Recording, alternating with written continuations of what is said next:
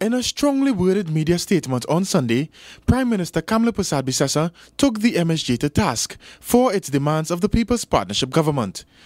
Mrs. Persad-Bissessar chastised the party for what she believes to be unreasonable demands. But one day later, MSJ leader David Abdullah is lashing back. He now wants to know why the Prime Minister's concerns were not raised prior to Sunday. You know, when we had the political leaders meeting, there was never such a comment about those demands being reckless and impossible or anything like that. So I'm not so sure why it is being said. No, it could have been said when we issued that statement in March, so that these demands are totally impossible, David, and leave. Abdullah is standing by his claims that the country is in a bad state of governance.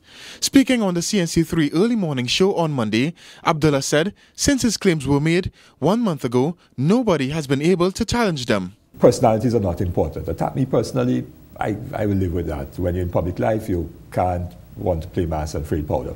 But address the issues that we have put on the table. To suggest that we're being vacuous really is strange. The MSJ leader also addressed the concerns regarding MSJ member and the Labour Minister Errol McLeod's decision to stay as a member of the government.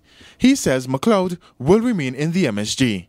I think that Mr. McLeod has a role in terms of that labour reform process. I definitely think he has a role there, and so I don't have any difficulty with his remaining in the cabinet and fulfilling those responsibilities. Abdullah said the aim of his party now is to carry out a massive recruitment process.